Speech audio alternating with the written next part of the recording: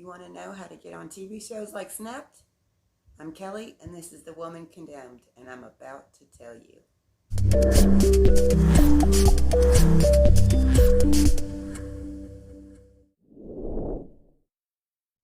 The first TV show I ever did was Snapped on ID, and I learned a few things from there. It was a complete accident. It was for Michelle Byram, who had just been released from a death sentence in Mississippi for the murder of her husband. This might sound silly, but at the time, I thought that Snapped was filmed by ID. None of these shows are filmed by the channel that they're on. They hire out independent film companies, and if I'm not mistaken, this one was filmed by a company called Jupiter, and this was in 2015. I met Michelle when she was in prison in Mississippi, and when she was released, she moved near me. She called one day and told me that a film crew was coming to film her story, and they wanted me to tell my story of how we met and what I knew of her case. It was right in Murfreesboro, Tennessee, which isn't far from me, and it was filmed in a lawyer's office. They were really nice people. It took about an hour. They took us out for lunch afterward. The next one I did was a little more professional. Um, I want to. I think it was 2016 or 17, and it was about Eileen Huber. It was for a show called For My Man on TV1. I cannot remember the name of the company that filmed it, but they got hold of me via my blog and asked if I'd be interested in going to Georgia.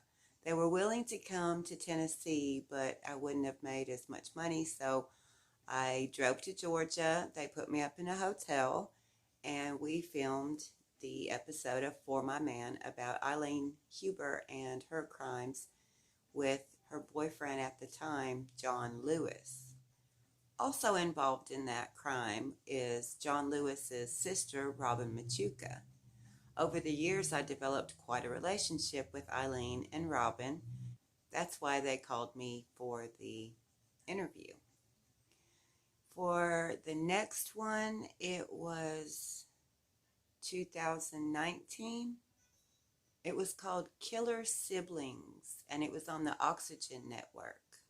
For this one, they flew me to California and put me in a motel.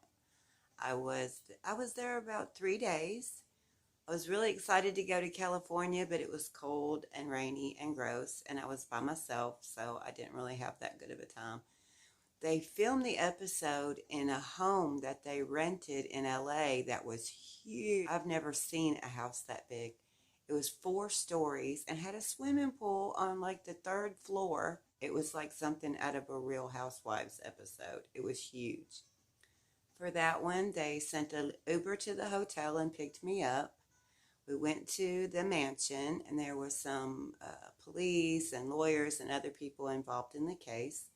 And I got to sit with the film crew for a while, and they asked me to bring along some of my letters and things from Robin. This one was called Killer Siblings, like I said, so it was about the relationship between Robin and her brother John, not so much about Eileen. The last one I did was just last year in Kansas City, Missouri. It was called Killer Affair, about a woman named Teresa Stone who had an affair with her pastor named Brother Love, and he killed her husband. If I'm not mistaken, she's already out of prison. These are really fun to do. Usually you have to know someone or be involved in the case somehow.